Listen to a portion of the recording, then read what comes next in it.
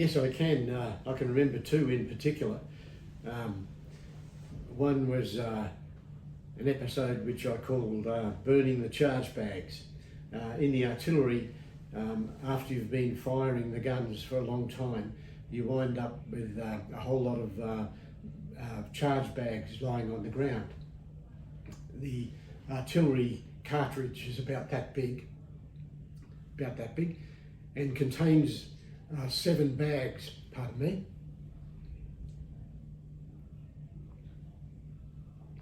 7 bags, calico bags, full of high explosive, and they're stitched together so they're like sausages, and they're wound round and round a detonator in the centre of the cartridge.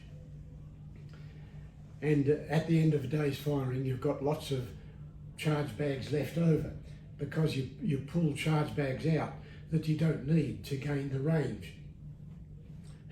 Pardon me, I'm going to lose my voice soon. And these surplus bags have to be disposed of. You can't just leave them lying around for the Viet Cong to find and turn into makeshift explosive devices.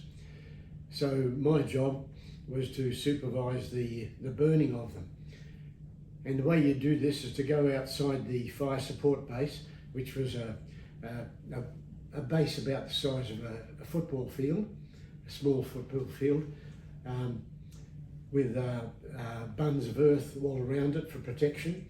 But you'd go outside the bund and lay out the charge bags on the ground in a long line, two bags thick beside each other.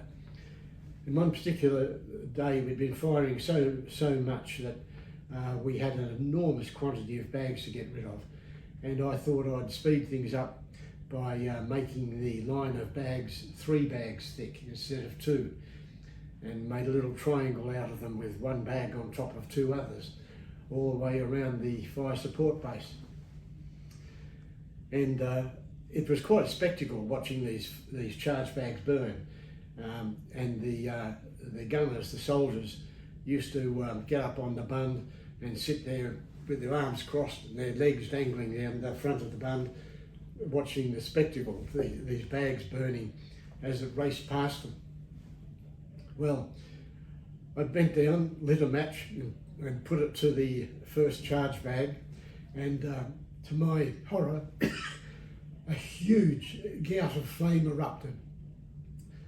It looked to be a couple of stories high, and it was massive, and it just went racing around the bund, and as it approached the diggers, the gunners, they'd fall backwards to escape the heat and the blast, and fall backwards off the bund.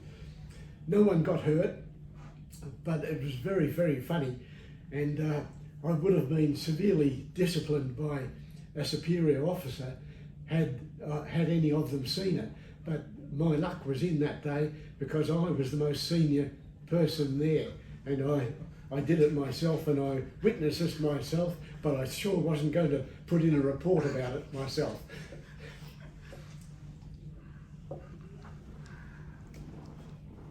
There was another episode, just one other, called the accidental discharge of a 105mm howitzer.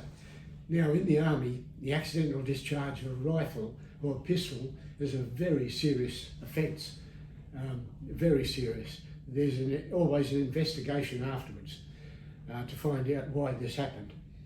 And on this occasion, the accidental discharge was of a 105mm howitzer, almost unheard of.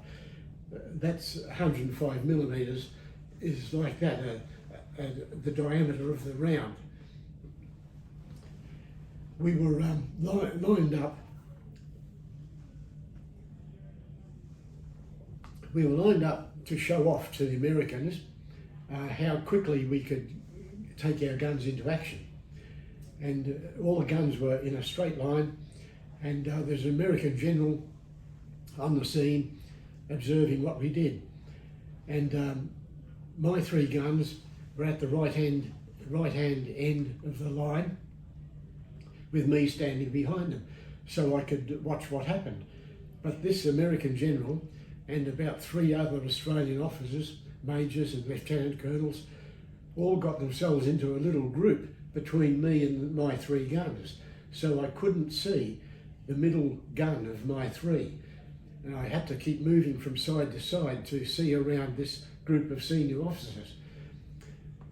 And I moved to the left of the group at one stage to observe the middle of my guns. And to my horror, I could see that the gunner whose job it was to fire the gun was winding his traversing wheel to make the barrel of the gun go from right to left. And he'd got his firing lanyard, about that long, caught in the mechanism. And the firing lanyard is so that you don't run the risk of being hit by the recoil of the gun barrel. It would kill you if it hit you. And he wasn't watching that. He was watching the clinometer on the gun. And as he wound, the lanyard tightened and tightened, and I could see what was going to happen. And I opened my mouth to yell out, "Number 5, stop." And it was too late. The gun fired, and I thought, oh, this is awful. There's going to be all sorts of problems now. And but the American general had his back to the gun, and he didn't see what happened, and he thought it was part of the demonstration. So he turned around and said to the Australian officers, "God damn, I missed that." He thought it was part of the demonstration. Every Australian on the scene knew what had happened, but just kept quiet about it. And so there was no investigation. Yeah, look, I think one of the things that was kind of humorous at the time, but a bit serious, I turned 21 in Vietnam, and I had my crew, except my sergeant, because you weren't supposed to, in Vietnam, if you were a digger, not like an officer, they could drink spirits and wine. We were only allowed to drink beer. And the old saying was 2 cans per day, perhaps, right? But they were the big cans, like, you know, not the little ones. And you could swap, you know, and everyone drank and everyone had smoked. Most of the people smoked because you're under pressure. And you got your cigarettes for nothing with your meals, with your American ration packs and supplementary packs. Anyway, what I did, I knew my 21st was coming up. So I went down to the American PX club, PX, where Americans used to buy anything from, food to, you could order a car and have it delivered to your home when you got home and pay no tax. So anyway, I went to the PX and bought a bottle of bourbon and hid it under the floorboards of the tent because we weren't allowed to drink spirits, you know. So, and I knew the party was getting closer. Then blow me down, the day before I turned 21, I got a parcel from home.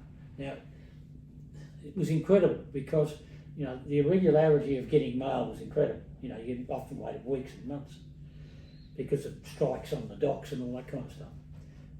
But I got a parcel and it was a birthday cake from my mother, just a fruit cake with some candles around the side, and with some torn up newspaper under it in the box and a bottle of scotch my father had sent over to me. He didn't know we were allowed to drink whiskey. So I put that under the boards too. I had my loader and my driver and myself, waited till my sergeant, crew commander, went to the sergeant's mess for dinner, invited a couple other blokes from one of the other tanks in the troop, and we decided to have a drink. Well, we went through we had some Coke, but we ran out of Coke pretty quick, so we were drinking neat bourbon. We had a litre bottle. Now you think about it, we hadn't had a drink of whiskey for a long time. It really hit us like a ton of bricks. We could drink the beer all right, but not the spirits. And so we were getting a bit boozed. But we thought, no, it's 21st. So we lit the birthday cake and we sang happy birthday and we'd run out of bourbon. So I said, right, now's the time to pull the scotch out that my father sent for my 21st. So I grabbed the bottle from under, and who should walk back into the tent? The sergeant. Well, we were in trouble. Me in particular, because one, we were drinking in the lines, but two, we were drinking spirits. And he said, they're all diabolical trouble. We thought we're going to get booed, put in the boot for this, charged with an offence. So one of the other guys, one of my other mates who was in another tank, said to my sergeant crew commander, Len, you're in absolute pain. You know it's Johnny's 21st birthday today. And that was a bottle, because what he did, he grabbed the scotch out of my hand, took it outside the tent and tipped it out on the ground.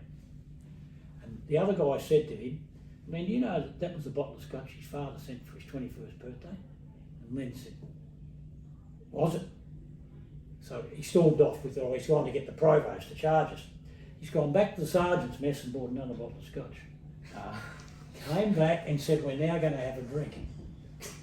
Well, we're all laughing and we're singing, and we had these fold-up chairs in the tent. Remember those fold-up chairs?